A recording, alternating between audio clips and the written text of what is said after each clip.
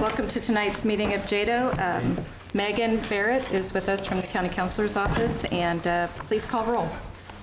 Commissioner Bueller? Here. Commissioner Cook? Here. Commissioner Archer? Here. Mayor Molgat? Here. Deputy Mayor Hiller? Here. Councilmember De La Isla? Here. Councilmember Cook? Here. Great, thank you. Our first item.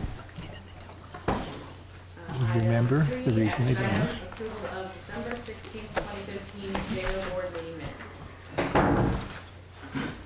Are there questions from JEDO on the minutes? Move to approve. Second. There's a motion by Commissioner Archer, second by Mayor Wolgast. This is an item for public comment. Is there public comment at this time? We do have Mr. Ledbetter. You are signed up. I reviewed them and I waived my right. Thank you. All those in favor, raise your right hand. Opposed, same sign. Motion carries. Item 4. Item 4, overview of fourth quarter 2015 year-end report, status of first quarter initiatives, and upcoming 2016 economic development highlights. Go to Topeka staff. All right.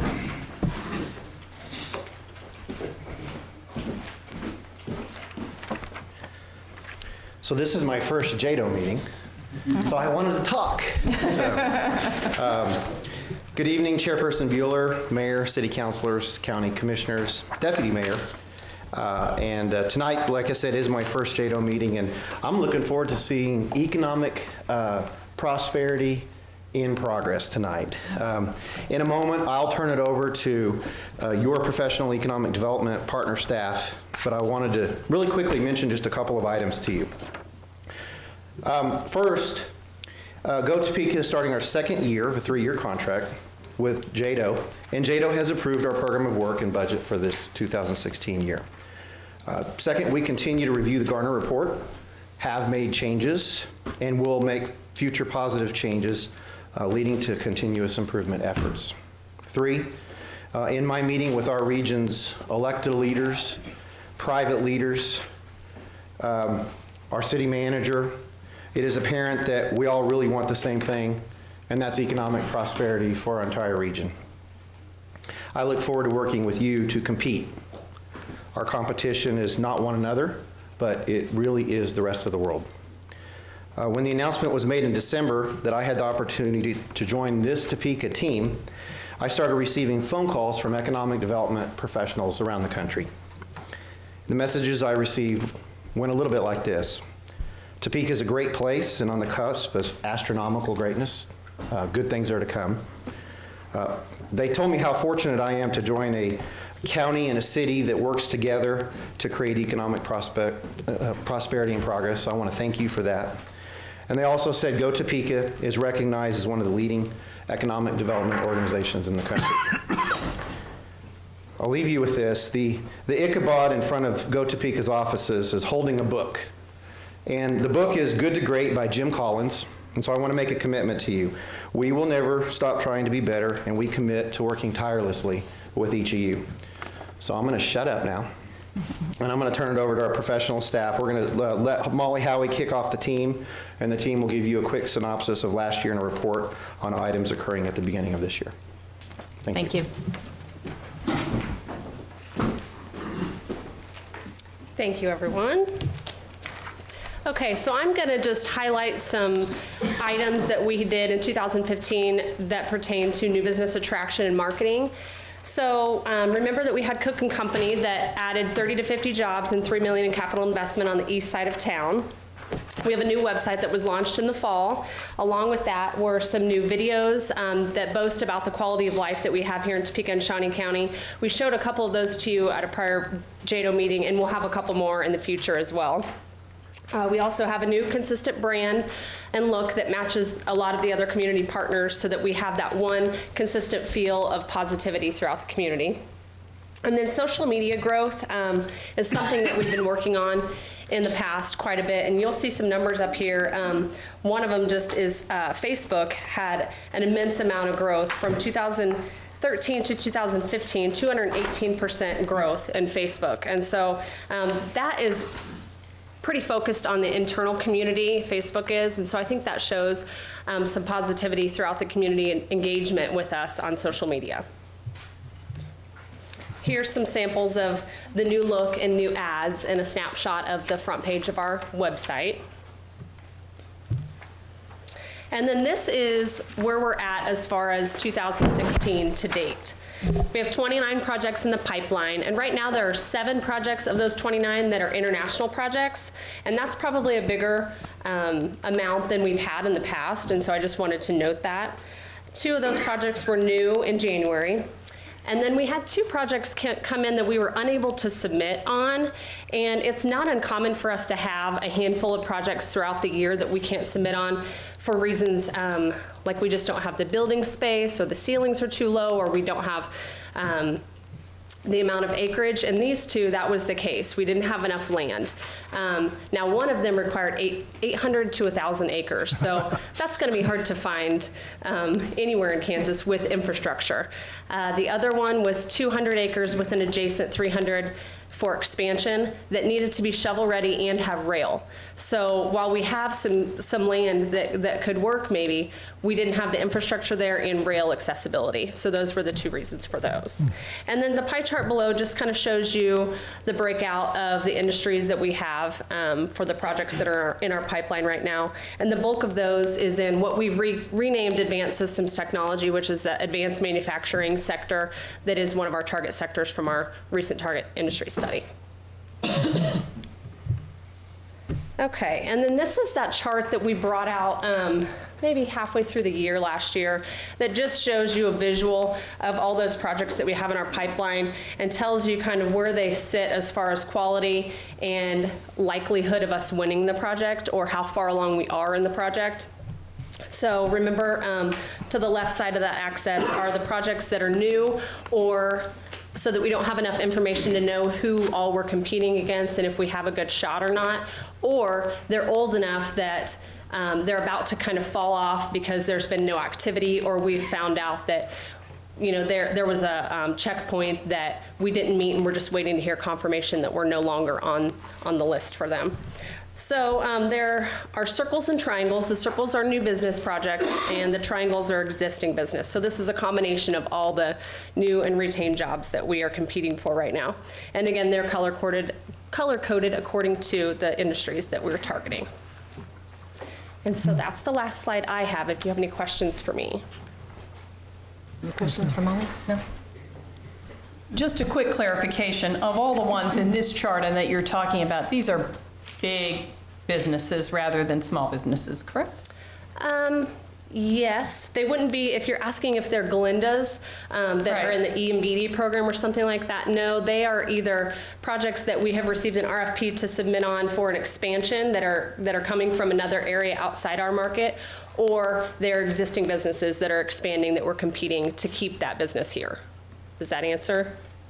It's helpful. I think, as you have grown and broadened the scope of what size of businesses you're working with, there's a little bit of fuzz for me anyway to figure out which bucket, and to look at a chart like this and be able to get just a sense of whether that's lots of jobs or a few jobs just by looking at it. Okay, well, maybe we'll think of some ideas to tweak this a little bit to give you an idea of the size of the projects also. Thank you. Yes. Oh, sorry. Thank you, Chairperson. So what I'm seeing is that we have, out of the 26 that you reported, we have 11 of them that are high potential, 5 of them that are almost on the finish line. And it shows that, I think 6 of them, if I'm counting right, are still advanced systems technology. Am I reading that correctly? 6 of which are advanced? Of the high possibility that we have. Yes. That are advanced systems technology. And they're all new. I would say everything to the right of that line are the higher probability. So yeah, there's 5 blue ones over there, which are the existing, or which are the advanced systems technology. And those typically are large industry jobs. Some. You know, we have a couple projects that are in that category that are 30 to 50 jobs, 7 million investment or something like that. So with the automation that's happening these days, when it's advanced systems technology, you do see a lower job count, and that doesn't mean that they are a smaller company. They just have robotics and advanced technology to do more with less people.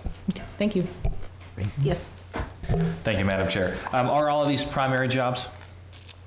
Yes, all of the ones on this chart are. Okay, thank you very much. All right, thank you. Yes. On the 2 projects that we weren't able to submit for because we didn't have enough land, how much time was spent on those before we realized that land was that much of an issue? That was one of the initial criteria. Okay. You know, in the 5 to 10 criteria that were shown to us in the initial round, that's one of the major criteria. And so when we see that, we know, well, we're out. We don't have anything. So in that case, these 29 projects range from things that we haven't even cleared criteria for, if we're counting the 2 that didn't clear. No, I'm sorry. No, those 2 were not included in the 29. Okay. In the 29, the 7 international and the 2 new this month were counted in there, but then there were 2 that were additional on top of the 29 that we didn't count in our pipeline. Thank you for clarifying. Great. Thank you, Molly. Thank you.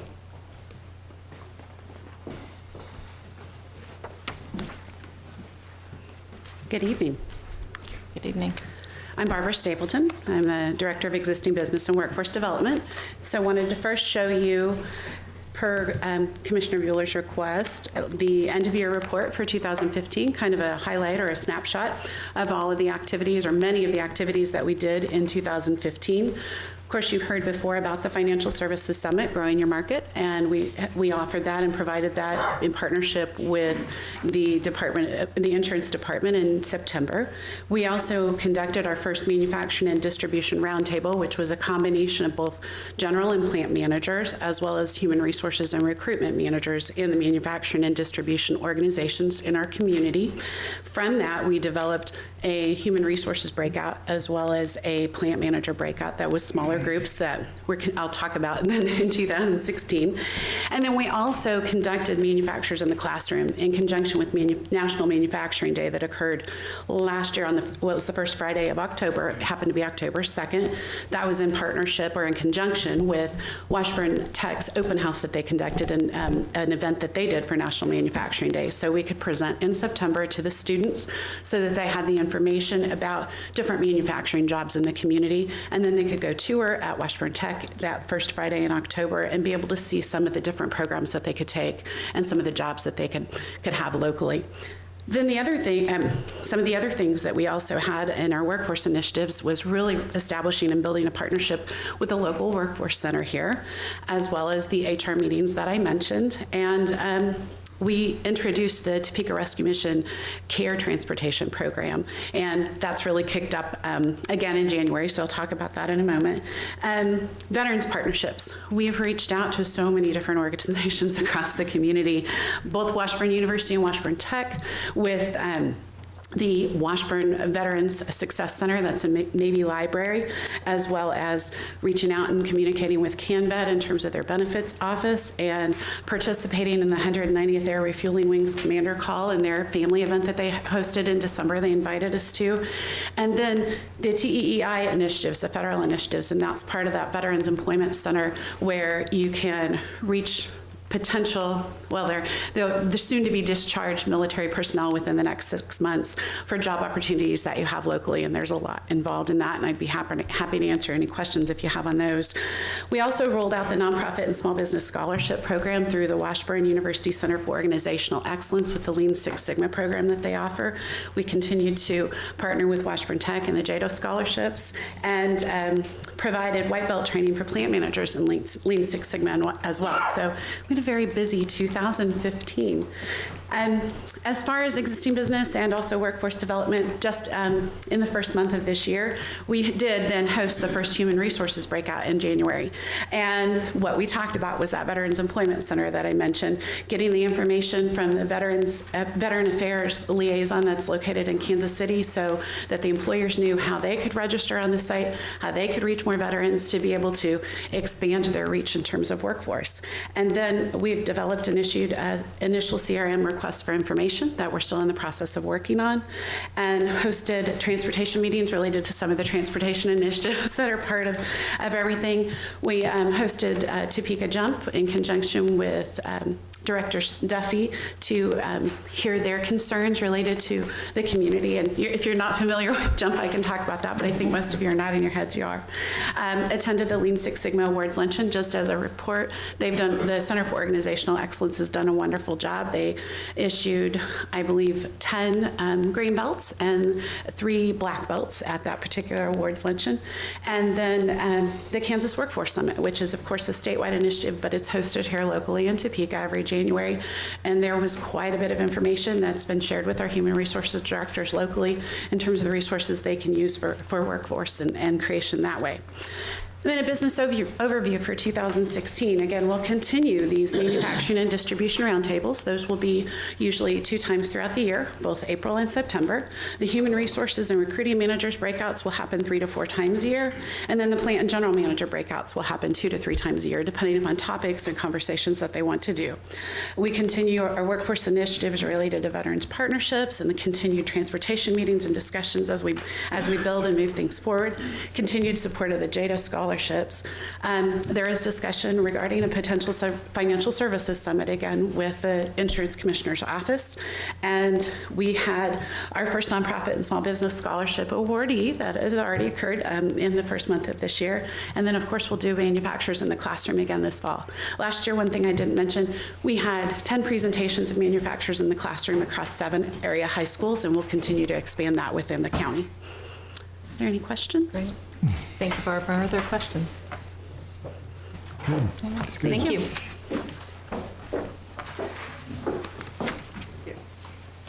Good evening, everyone. Good evening. So I'm going to do a brief synopsis of what we did last year. I think more important is 2016, so I'm really excited about 2016. But in 2015, there were 2 new loan clients that we had. They came in and needed some assistance to help expand their business. So those 2 clients were the ones that we branded for 2015. What we're getting ready to do is a whole new piece where we reach out a little more and get on the ground trying to push that loan program, because we know that that's the foundation for small business growth. Seminars and workshops, we did a number of outreach, educational kinds of things. We did about 43 seminars, workshops, activities, whatever. We collaborated, we did individual workshops, we did small group workshops, we did listening sessions, we worked with 501. We believe that collaboration in the small business market is really going to be what helps grow our small business product. So, in small business growth, we help with 7 businesses to start.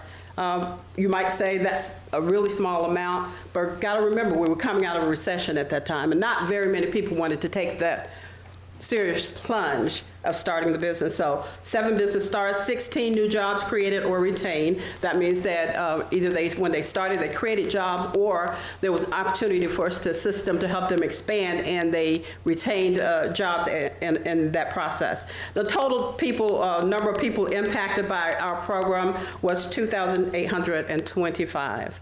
And that means that all of those people, we did track who attended our workshops, how many came to our events, those kinds of things.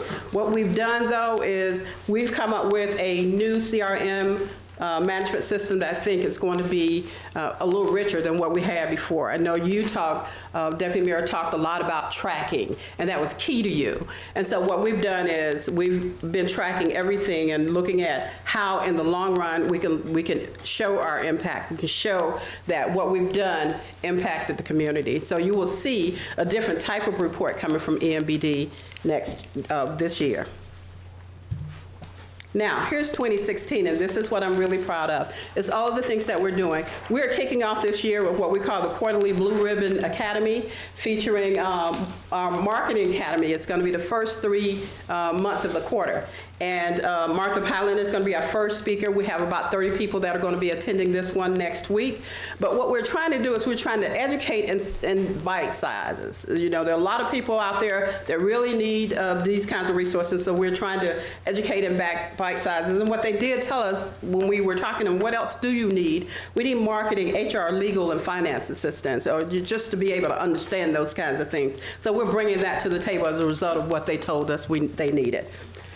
The next, which is in the red, is our working capital launch. And a lot of you all, I talked a little bit about working capital last year. It is a new television program. We're working with KTWU to bring education to the entrepreneurs in their home or online or at their disposal. So what I want to do is I want to show you the snippet of what we're going to share with the entrepreneurs. This launches on February 18th, and this is working capital.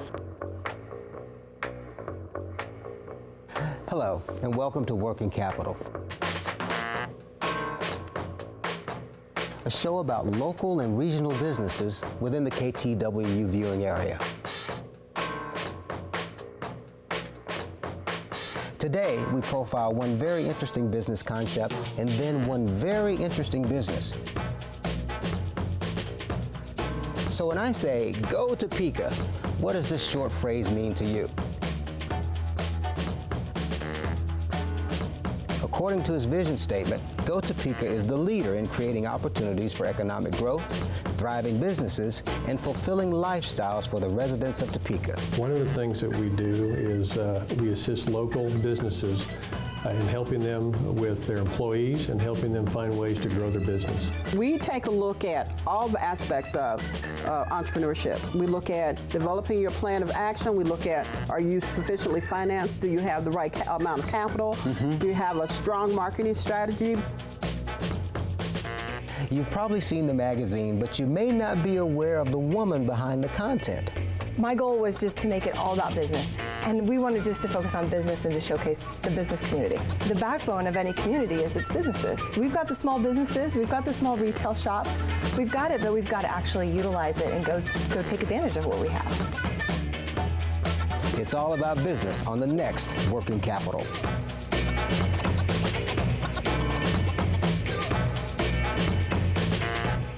So our goal here is to strengthen our entrepreneur ecosystem by providing that on-ground education, by helping collaborating with other entities in the community to have that same level of passion. So what you'll see coming from Working Capital are those kinds of things that will give education, outreach. It'll spotlight every month, once a month, it'll spotlight a business in the community just like it did TK Magazine. And you'll hear a lot of more good resources that be at your fingertips. And so we're really excited about that. So I hope you support it. It launches on February 18th. And then the next big thing that I really am excited about is the small business incentives.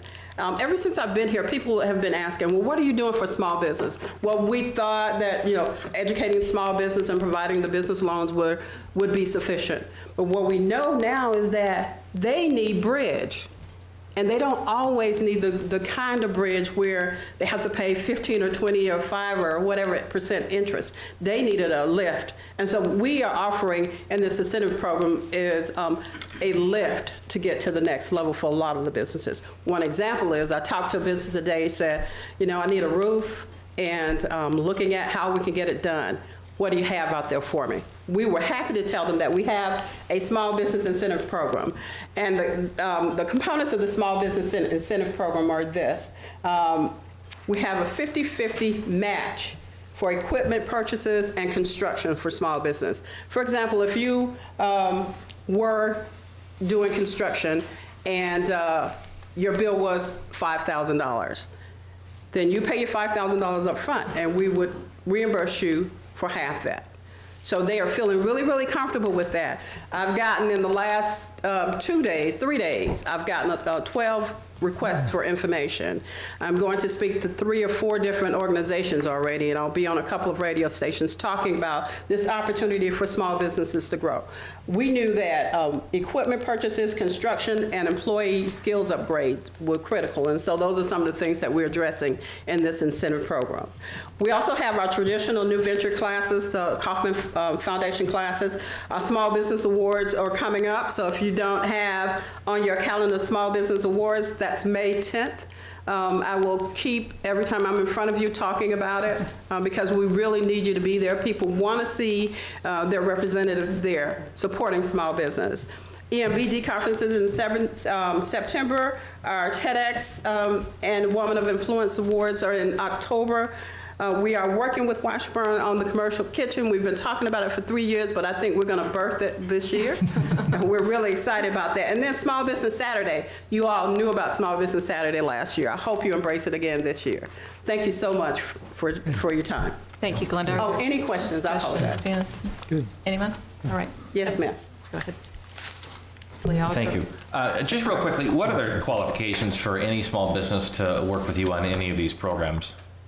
The qualifications for the incentive program is very detailed, and I'll give it to you. I do have it in an envelope. I thought you would ask me, and so it's right. There's very specific businesses that can only qualify. We do have some NAICS codes they have to fall under, and they're general, though. They're general enough that it embraces a lot of retail, like manufacturing, those kinds of companies. So what are we doing for businesses that don't meet those qualifications? I haven't run into any. Really? No, not yet. Interesting. All right, thank you. Yes. Deputy Mayor Miller, did you have a question? Thank you. My question was along the same lines because I wondered, at least a description of, it's interesting that they would have to come up with the money and then be reimbursed. So there are certain levels. Do you review their business plan and their creditworthiness and so on? We certainly do. There's a checklist that I will sit down and go through the checklist with them. There's an application process. There's some checks and balances so that we can confirm that they're in business. And when we do site visits so that we can go out and make sure that the product they said they were buying, that it's there. So there's checks and balances on both sides. Thank you. Thank you. Further questions? Thank you. Thank you.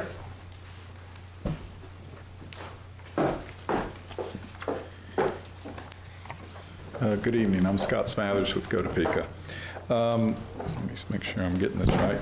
I just wanted to kind of quickly go over a summary of just giving you kind of some quick numbers for the end of the year. At the end of last year, when we ended up with the expansions and the new business, we ended up with about 266 new primary jobs plus about $168 million worth of investment that was committed to. So that just kind of summarizes some of the projects that were there. That doesn't include all the workforce or the small businesses, but I just wanted to give that information to you so you'd have it handy if anybody asks.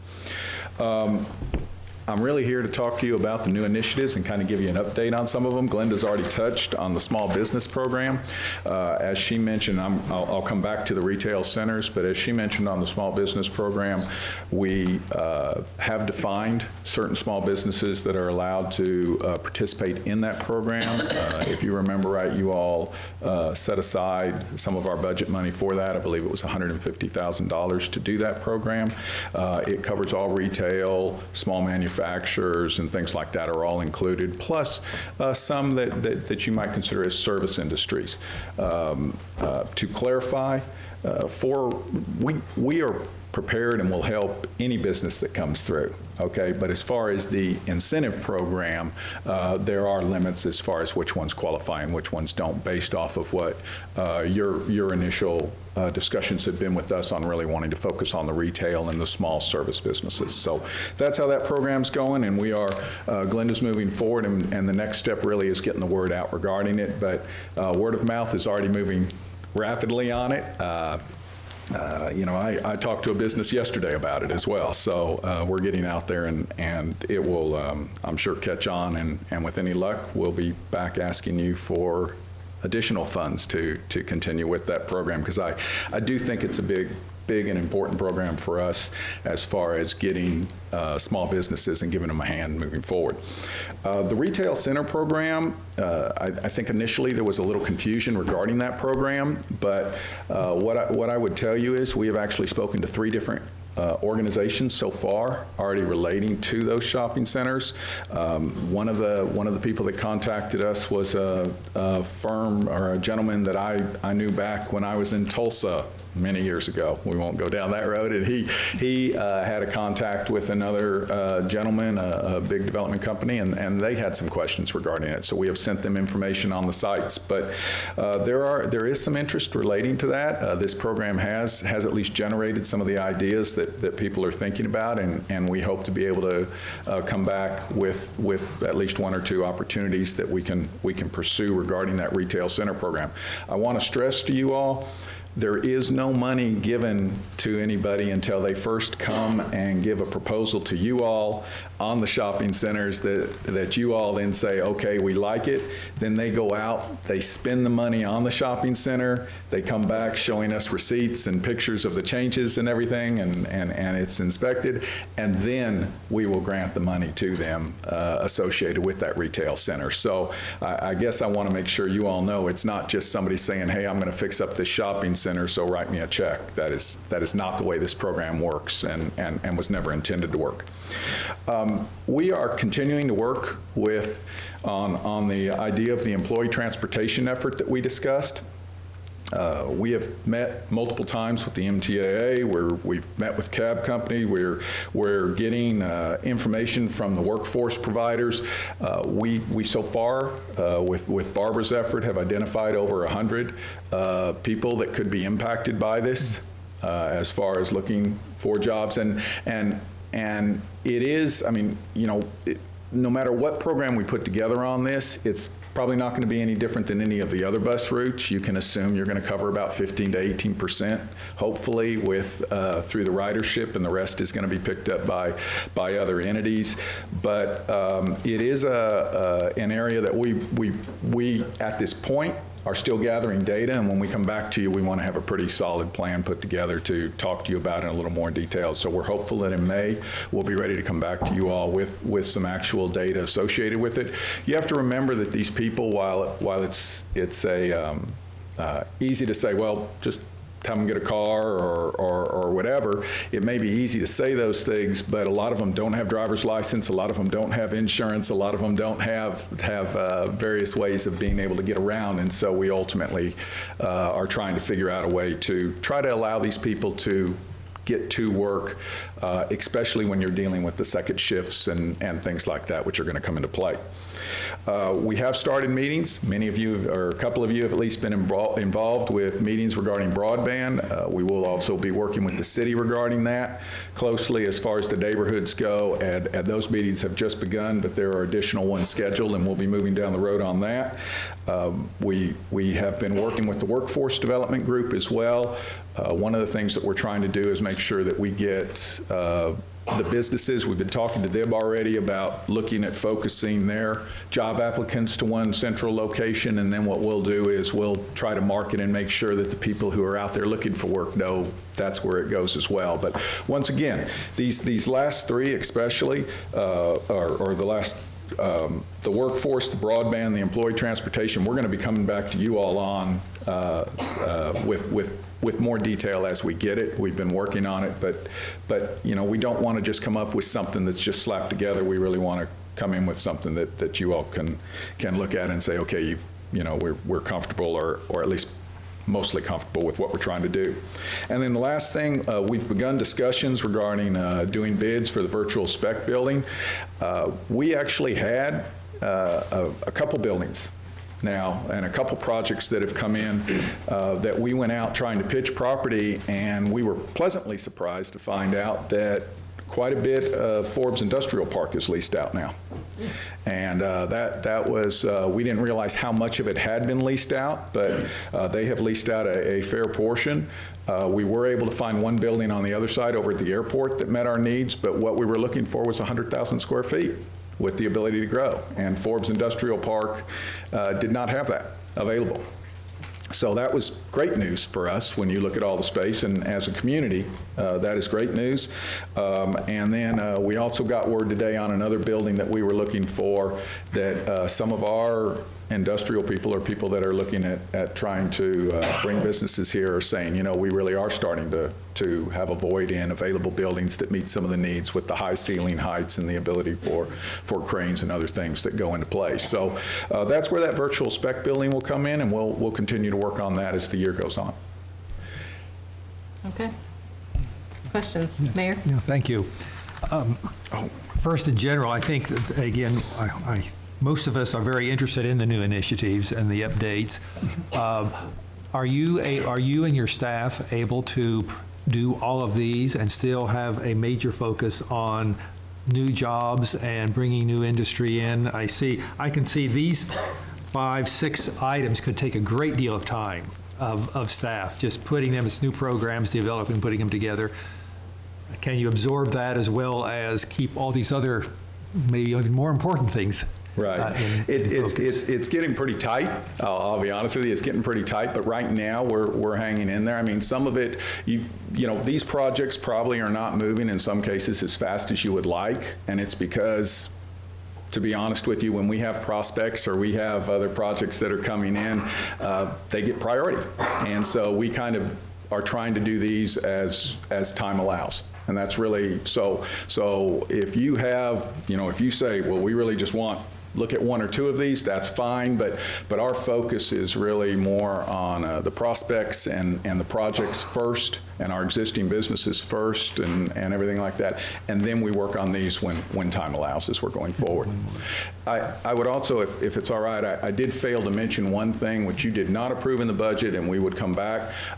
We are also continuing to work on the education facility on the east side of town, and that is something that we are moving forward on as well. We have identified 1 or 2 buildings that we're looking at. We're meeting fairly consistently with Washburn Tech regarding that. Some of the items, once again, that we've talked about are CDL, the diesel program now they're looking at, small engine repair may come out of there, doing some of that. They have some construction that might come in, and of course, the GED testing will also be something that we're looking at. So that is something that we still hope to come back to you all on in the future as well. I just have one more. This is, I think, a very fine report. Would this be available online? And I think, because we were talking about our communicating and doing a better job communicating with the public, and so they're aware of the things that we're doing. We are happy to send it to you online, no problem. And we send could it put to you all on and post it, no problem. We could post it on Glad our to do JEDO that. site. Okay, Thank you. Other Thank you. questions? Thank you, Scott. We did hear a lot about the retail centers last time you were up here, and we specifically named 4. My question tonight is it flexible enough that we could consider an area like the Huntoon Dillons for that program? I would say that is purely your call. And if you all want to do the Huntoon Dillons as an example that you would want to offer the program for, absolutely. It is, I mean, the program itself is established that you can really choose any location that you all are comfortable with, and it can be adapted to fit that one. Absolutely. Thank you, sir. Yes. Thank you, Madam Chair. With the transportation initiative, I noticed you left out one very large option, Uber. Have you looked at the whole ride-sharing platform and that concept as a way to move people around in a fashion where regular linear transportation such as bus line isn't able to help? That's a great question, and yes, we have looked at it. Last I heard, there were about 17 drivers, I think, that had signed up for it. The problem you have is the inconsistency of it. I can tell you that, for instance, somebody that many of you know has called on that and was told, car will be there in 30 minutes. And 30 minutes later, they were told the car will be there in 30 minutes on the system, which is great, but the companies, as you know, many of the companies, it is, you get points deducted if you're late or if you don't show or whatever, and you get so many points and you're terminated. And so you really need a consistent and definite source for delivering the people. So I would say, and that's rain or shine all year round. So if we could establish a network of vehicles through Uber or through even you know, companies have tried it with their employees, but often that makes it a little difficult for them. Well, I'd encourage you to look at both sides of it, not just as a transportation option, but also as a business option for maybe a person who needs a part-time job. You're correct, and the system only works if it's balanced properly on both sides. You have to have enough drivers, and you have to have enough passengers. Sure. So I would encourage you to reinvestigate that, but look at using that as also a business opportunity for someone that has a vehicle. And then, if you have enough people, you can go out and say, hey, we need to recruit Uber drivers because we have this pool of regular passengers. Then suddenly there's a business incentive for somebody to sign up and start driving. That provides substantially more flexibility than does even the cab company, in my experience. So I would really encourage you to go back and reinvestigate the other side of that as well. Sure. Thank you. We will do so. Great. Anyone else? Yes. Thank you. Two things, actually. One, you mentioned Workforce Center and that you're talking with the Workforce Center. That has really grown as a constant topic for us lately, as you know. And what you mentioned was identifying a one-stop shop and growing that. Could you talk about that a little more? I know that in the Garner report, he identified that he had information, I think from you, that there were 14 different places that provided some sort of workforce development. Sure. And I'm fine with that, and I don't argue it. There's as many as there could be is great. Right. But I do know that I have felt that it would be helpful to you all and to us to have sort of a profile of what's out there, whether there's one access point or multiple access points. So with this idea that you're working on, will we all be able to have sort of an inventory or a profile of who's doing workforce? Sure. I know Barbara and Pamela Hahn are working on coming up with the list, the macro list of who's doing it. But we're really talking about two separate issues here. What you're talking about is more of give me a list of everybody who does workforce development, and that will include all the high schools. That will include Washburn Tech and Washburn and some of the others. So when you look at that list of 14, 15 or whatever, you've got 5 high schools and Washburn Tech and Washburn. So you're over halfway on that. What we're talking about though is a place for people to post jobs for the one central location. So we're kind of dealing with. I don't want to confuse the issue and say we're trying to take away anything from any of these other people that are doing the workforce development. They're critical to our market, and we want to encourage and work with them on that. The idea, though, is hopefully we can find one location for people that are posting jobs and people that are looking for jobs that we can set up as the central point. But yes, we can, and we are working on trying to get that macro list put together of all the facilities. And it will continue to adapt and grow as time goes on and as we learn about more of them.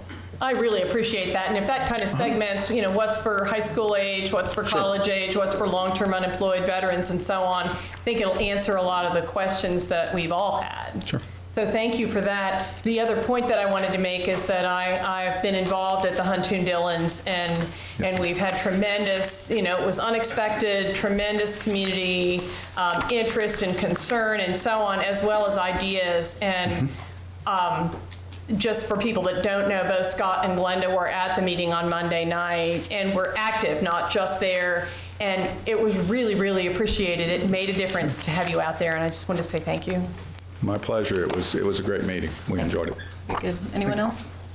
Scott, thank you, and thank you to everybody else too. And Scott, I know that you welcome feedback here, but your door is always open, and not just now, but in between meetings. Absolutely. If anyone has anything, don't hesitate to contact you, right? We'd love it. Okay. All right. Thank you. Thank you. All right. Item 5.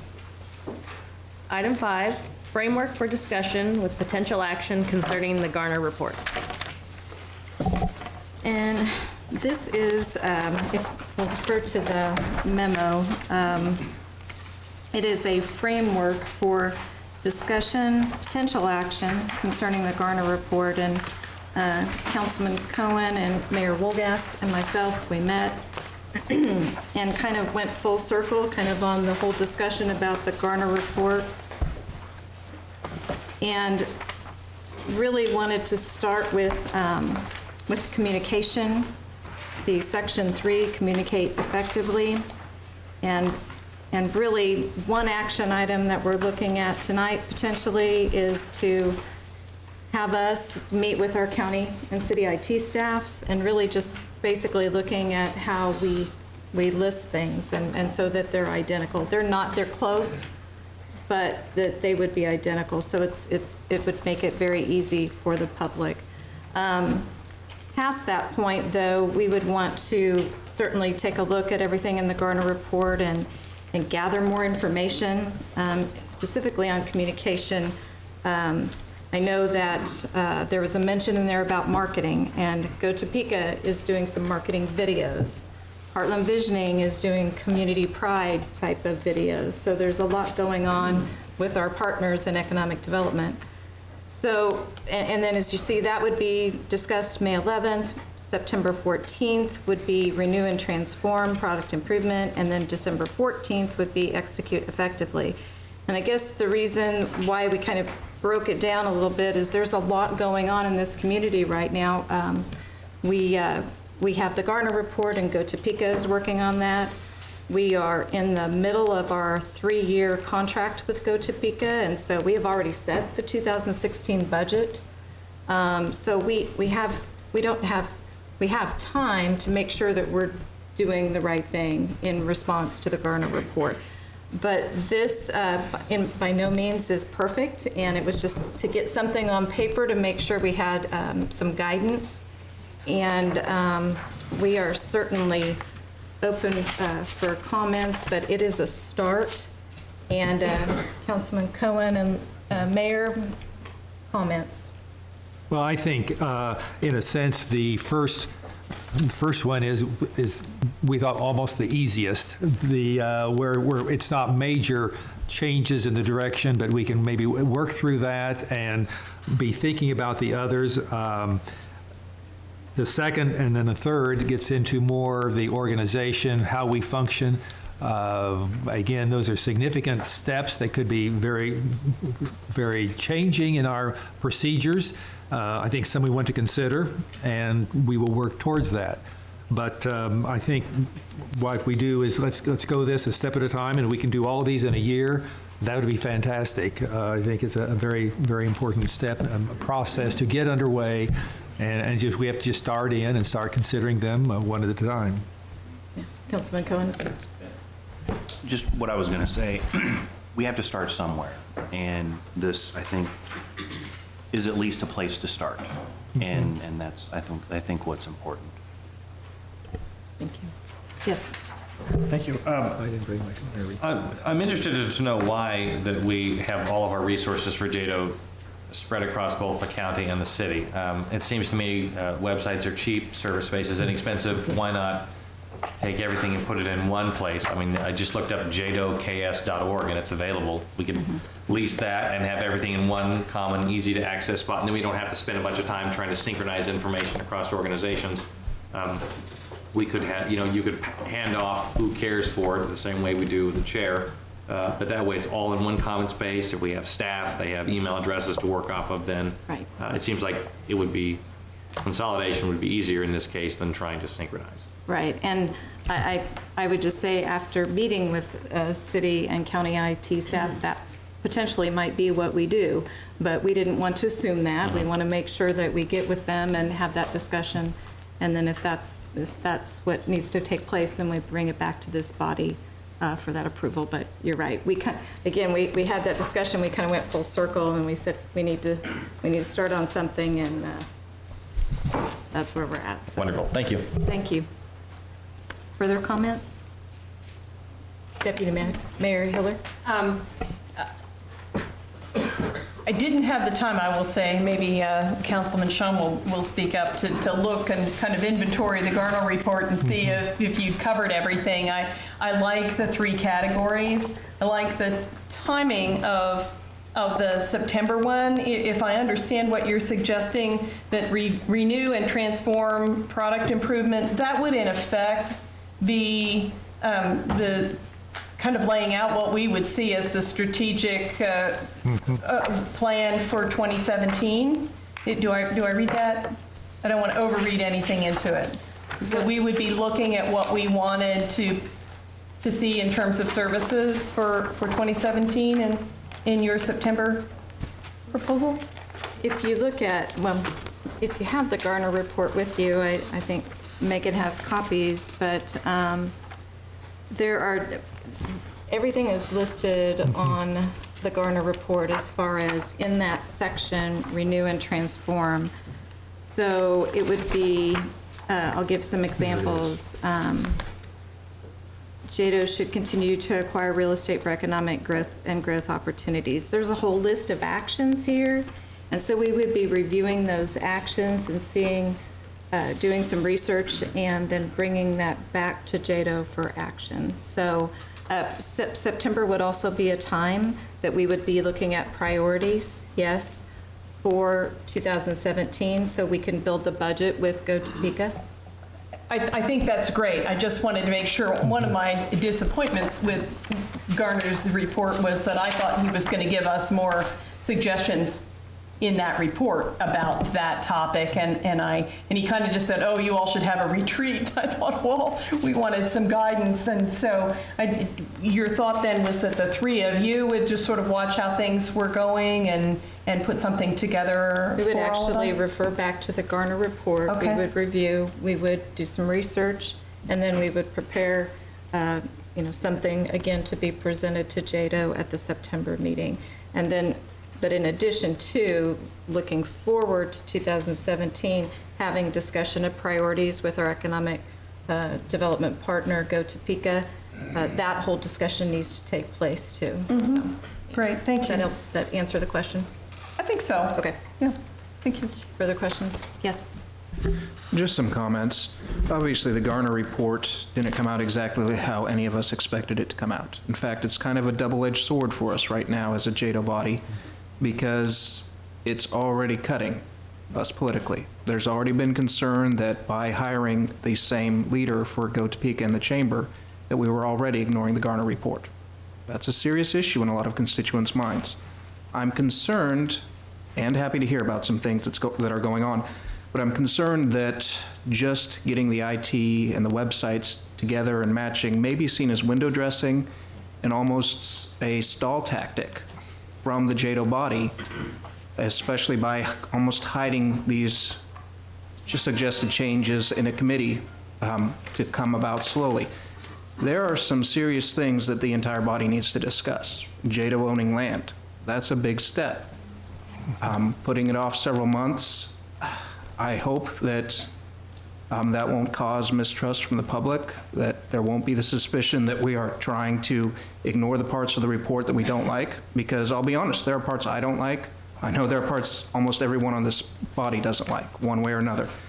And I appreciate the Garner report for being such that not a single one of us are entirely happy with it. I do appreciate that, and I appreciate the three committee members that are willing to take time and look into that. But my encouragement is that we don't take it slowly, that it's seen as inaction or as dragging our feet. The idea of hiring a full-time economic coordinator, for JEDO to help us run the $262 million business, as Garner called it. Those are big changes, and I hope that we don't lose sight of them in breaking them up over the next 3 meetings, as is suggested and in the committee, because I think that they're worthy of discussion by the full JEDO body and not just the 3 committee members to bring a recommendation to the whole board. So thank you. Further comments? Yeah. Yeah, just to clear things up, JEDO is not a $260 million business. That's like saying the city of Topeka is a $5 billion business, because that's our projected revenue for the next 15 years. That's foolish. If you talk to anybody that's an accountant or a financial person, they will tell you that businesses are categorized by annual revenue. It's a $15, $16, $17 million business, so let's get that straight. That was misleading. Thank you, Madam Chair. Well, Yes. go ahead. Commissioner Cook? I think there's some heat in both Commissioner Archer's statements in that what is the actual potential for the income? It's that 15 to 16 million. At the same time, I understand, Councilman Cohen, where you're coming with from in the time frame and implementation. One thing that strikes me is Garner points out that there's no mission statement for, but if we were to turn to, and I think everyone has a packet that was put together. Thank you for putting that together. Under tab 6, it's the contract C1 2014. And all the contracts have very similar language. But if we look at the first whereas on page 1,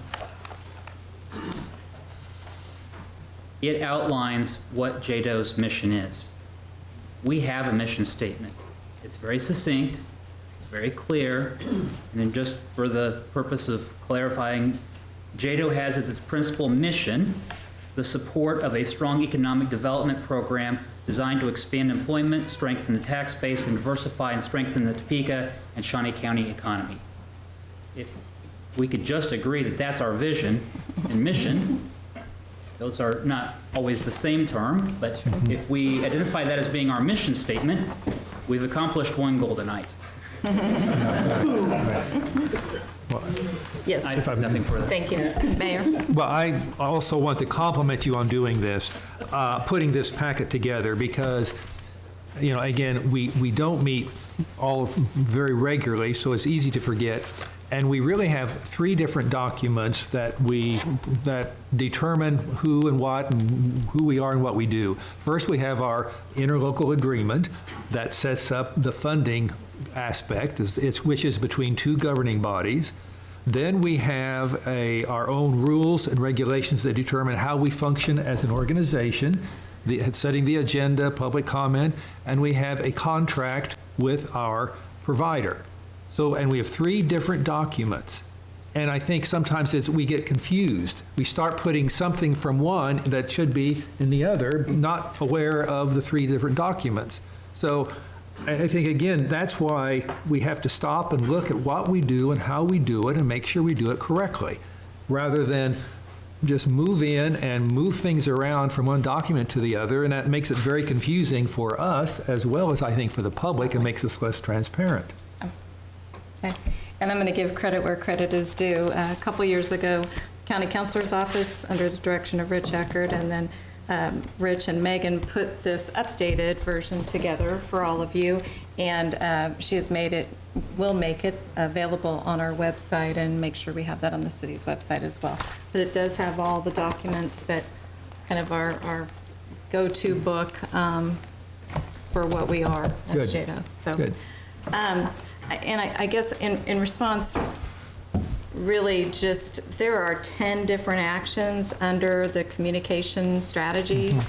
So we just chose one because we wanted to do one action item. We wanted to do something in the effort and transparency. We wanted to let the public know that these would be considered on these nights as well.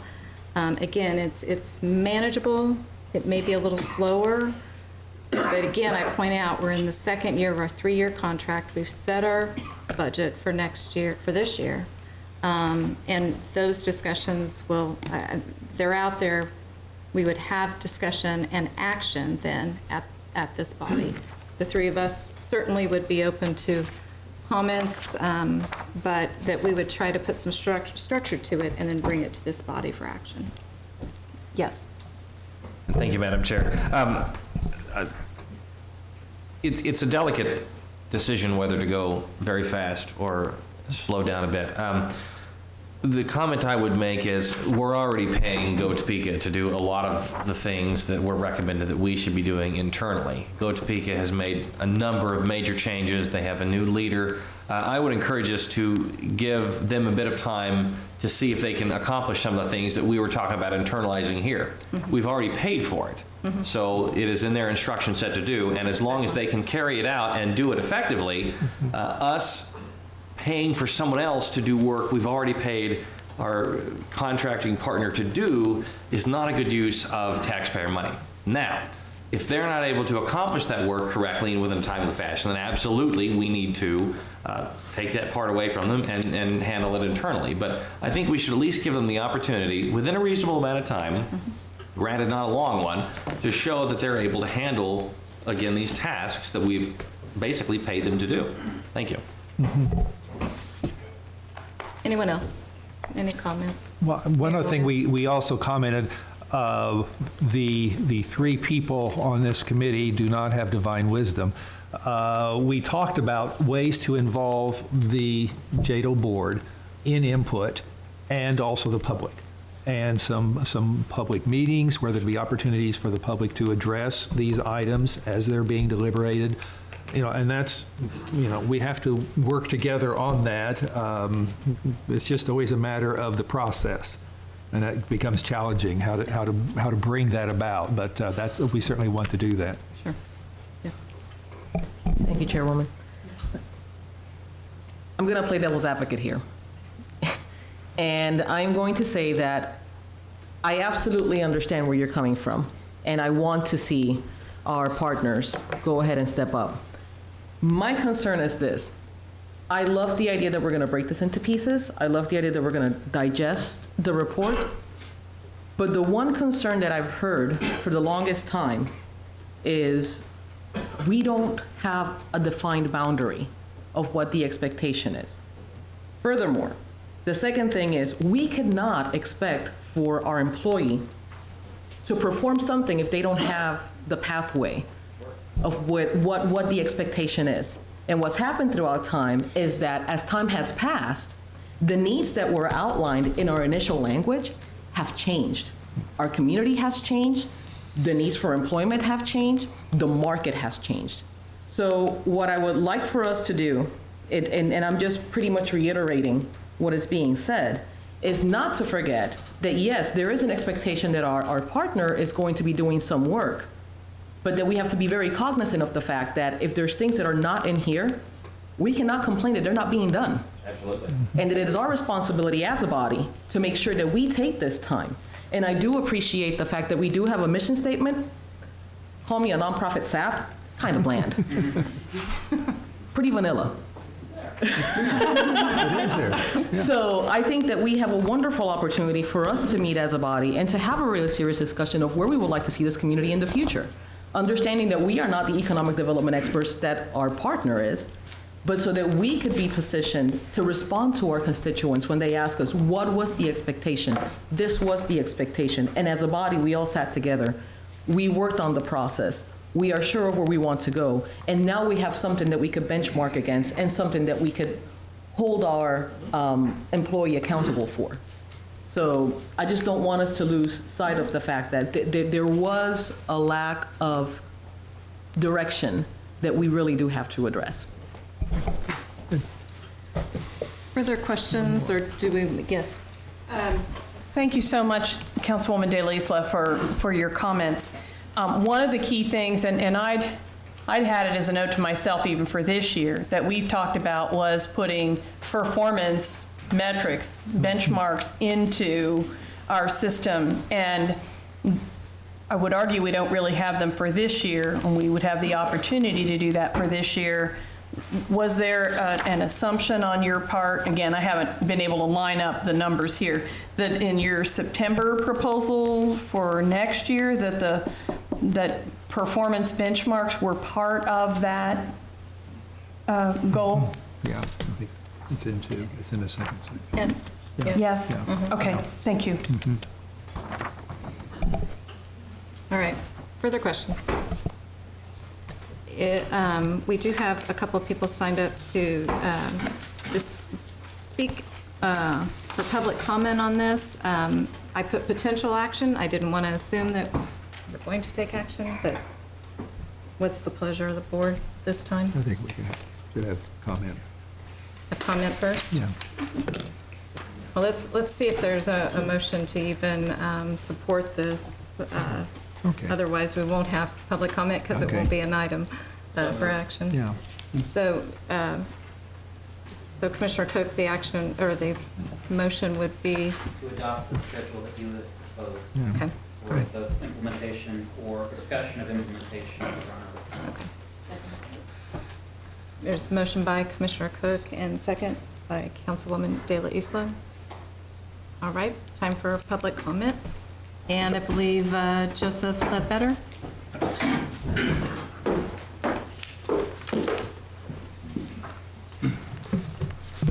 Thank you, governing body, JEDO.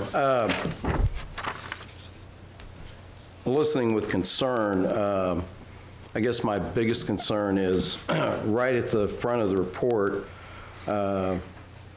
Garner says there has to be a culture of accountability with this organization and with the contractor. And So my concern is benchmarks, public input, JEDO oversight or the lack thereof. Obviously, transparency is a big issue with this report and with, I think there's 270 participants in the community. Most of them had concerns about the way JEDO had been operated. Not all. There were some people that were favorable because they'd been part of the contractor. But most of the people had real concerns with the way the body had been run and the lack of benchmarks and lack of public input. Speaking of public input, I'm going back to the minutes of the last meeting. And I had made a mistake at that time, but Commissioner Cook suggested a task force be comprised of council members and the chair, and suggested a group consisting of citizens and Go Topeka representatives and city and county representatives meet on a regular basis to gather input from the public and evaluate Gardner's recommendations. And I strongly support that, and I'm not hearing that. How would that be implemented? Because I think it's a very good suggestion. And like I said, that night I did not hear citizens, but I corrected myself and I told them, I said I was wrong. We need citizen participation. And communication in any relationship is two-way. So the fact that maybe one of the council members misstated the way he perceives a business organization, and then another person says, well, I'm a CPA and I don't like the way you said that, doesn't mean that the first person was wrong. It just means that we need to communicate and maybe not be so hypersensitive and so shrill to one another, because all of us are human. There's nobody up here perfect, and we all have a right to speak. As any veteran, and our veterans on this board would know, we have the right of free speech. And it's a very important component of our government. It's what bonds us and makes things work, because without it, we have nothing but a dictatorship, and the public does not want that. So I would ask that you speed up this timetable and put more things about benchmarks, public comments, public input into how these things are being done, and JEDO oversight, and the public be allowed to participate in these meetings. I would assume they meet COMA requirements anyway, but I don't know. But I would like to know that the public has a right to input, not just at the meeting, but email their concerns and write them, whatever, and actually do something to implement the Gardner report and not just put it on the shelf and have wasted all that citizen time and all that money for the consultant. And by the way, why not call Gardner back? I think he said he is available for further commentary if anybody wanted to call him. That was my understanding. Thank you. Next. I have Carol Marple. You're next. I'm next. I'm next. Thank you very much. I find it very interesting that we've been using the word communication and mistrust. They're interesting words, and we've used them tonight in talking about JEDO. I would like to share some information with the JEDO members here that perhaps you're already aware of, or maybe you're not. I was recently asked a question by a friend of mine about Heartland Visioning. And I said I'd do some research, and I did. I went to the Greater Topeka Chamber of Commerce Foundation, their 990 tax return, because Heartland Visioning is included in their tax return. Imagine my surprise when I looked at their 2014 supplement information, and it lists that Heartland Visioning LLC has been outsourcing its management functions to John Hunter and Associates. Now, I have not missed a JEDO meeting in years, and I don't ever remember this being brought up to JEDO. I do remember asking about whether or not it was a conflict of interest for Commissioner Bueller or Mayor Wogas to vote to grant them at the December meeting $60,000 since they were on the management board. Commissioner Bueller has been on the management board of Heartland Visioning for many years. Shouldn't the outsourcing of the management functions of Heartland Visioning have been mentioned to the JEDO members? Would you, as JEDO members, would you have voted to grant them $60,000 if you knew it had been outsourced to a for-profit company? And I brought, to support what I've said, the tax returns. I've also brought 2014, 2013 information. You might want to look that the funders of Heartland Visioning have dropped substantially in 2014. Take a look at their tax statements, a little bit of it. I didn't include the whole thing, but here's some, and here's also where it says that it has been outsourced. I would also like to make a few other comments about Go Topeka, the Chamber of Commerce, and the Chamber Foundation. Since I was looking at 990s, I thought I'd run a few numbers. I took 2014 because that's what I had available. I picked 6 areas, and I personally was pretty surprised at the amount of money that we're spending. In 2014, these 3 organizations spent on rent for the year of $144,000. Their office expenses was $132,000. Legal expenses, $53,000. Accounting was $115,000. Advertising and promotions, $292,000. And then we have our famous category Other, was $82,000.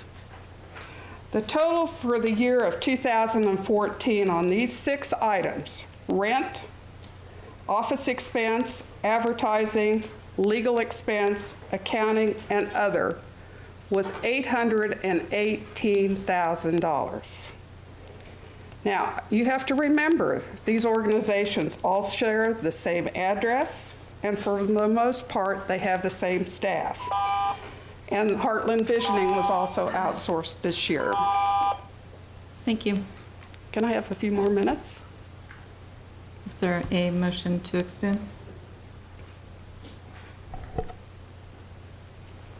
I would move To extend. 2 more minutes. A motion and a second. All those in favor, raise your right hand.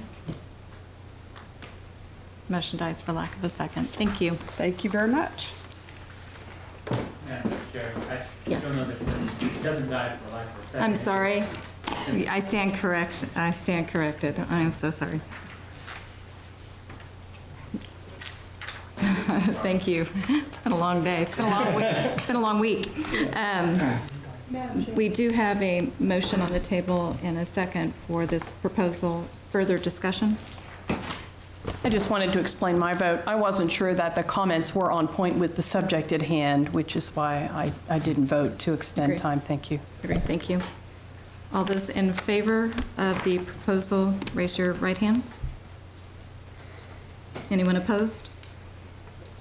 Motion carries. Thank you. Our next item is any other business before the board. All right, there is time for public comment, and Mr. Ledbetter, you are next. You're first.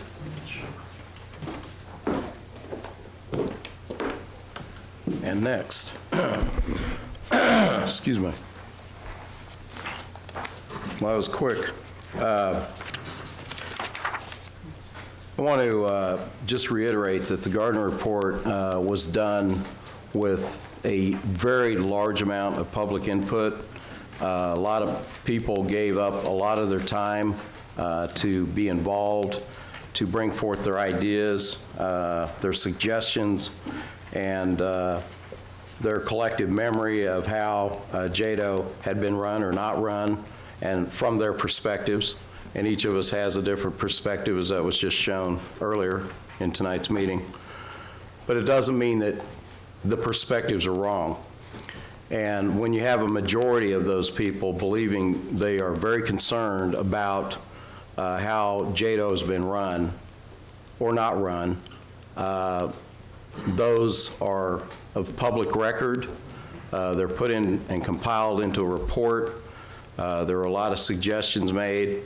And my concern is that the report not be put on a shelf, not be ignored, or just small parts taken out and acted on while greater concerns are not acted on. And I am very curious that this body would communicate to the public when the public is going to be invited to participate in those meetings and those committee meetings, or whatever you want to call them, but those discussions. Because, as I said, I went back to the minutes, and I do believe that Mr. Cook's point is very clear. He at that time believed, and I'm sure he still does, I don't know, I haven't asked him, he could tell me, if he believes the public should be involved in those. He says he does, and I think that that's important.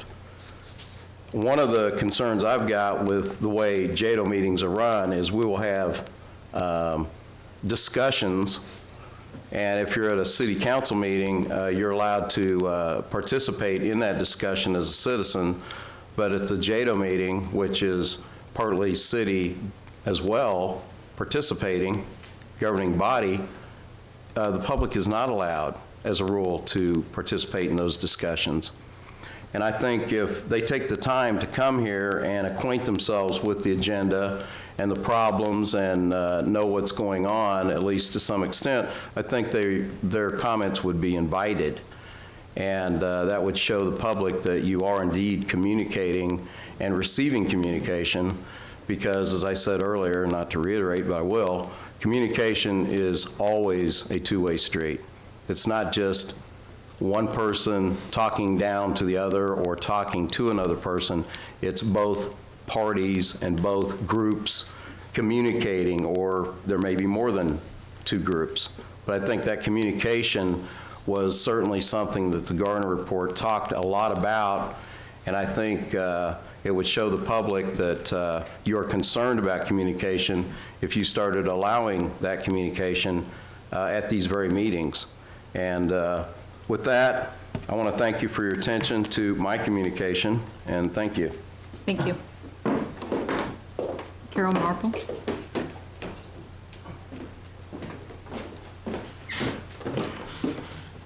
Thank you again. I won't finish what I was going to say. I was sitting over there thinking about it, and you know, we have no input with what the agenda is. The public has questions, and I myself am interested in dollars. That is what we are dealing with, is dollars. And I want to know how it's spent, because I work very hard for my dollars, as most people do. And I think that I have the right to come up here and ask questions or point out how many dollars are spent on what, whatever it is, be it office supplies, be it rent, whatever. Because I know a lot of businesses that don't spend this kind of money.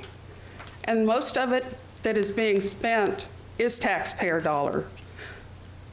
Yes, I'm sure there is some private money, but most of the people, if we could get honest answers that benefit right at this moment, are the private investors and some of the their firms.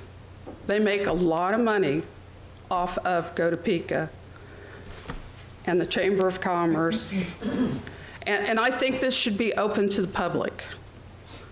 We're working to pay this bill. Thank you very much. Thank you. Nathan Morris?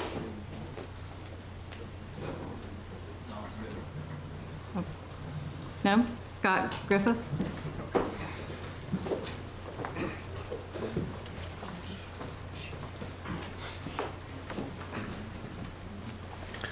Thank you very much.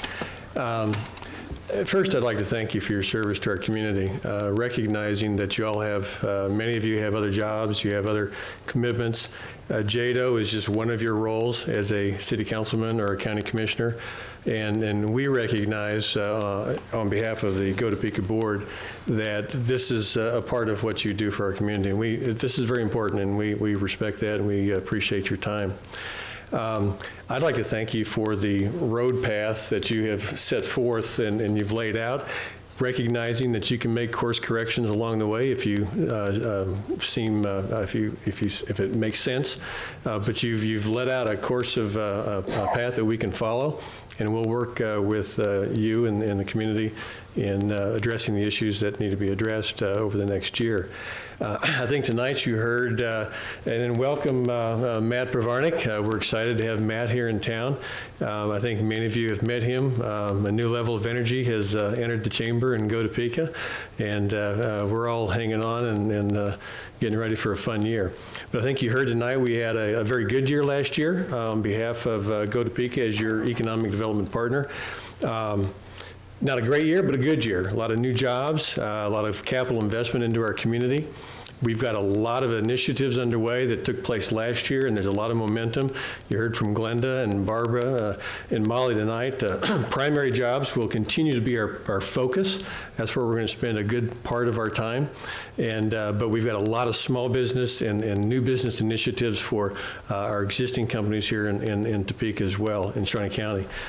So thank you for what you do. I think, and I appreciate, I don't recall who it was that made mention of it, but you did recognize the time that we have. Last year was a crazy year for those of us in Go Topeka, volunteers as well as staff. Our time was spread pretty thin. It's going to be spread pretty thin, especially as we put forth a lot of work on these new initiatives. We're excited about that, but it's going to spread us pretty thin, especially when we have our focus on trying to attract new companies and new jobs, whether they be new companies or existing companies from Topeka. So thank you very much, and we look forward to an exciting and fun 2016. Great. Thank you, Scott. That ends our portion of public comment. Item 8 is just a reminder of the next, all the JEDO board meetings, May 11th, September 14th, December 14th. And of course, we can always call an additional meeting if there are incentives that are placed before us, but those are regularly scheduled meetings. There's nothing further. We are adjourned. Thank you.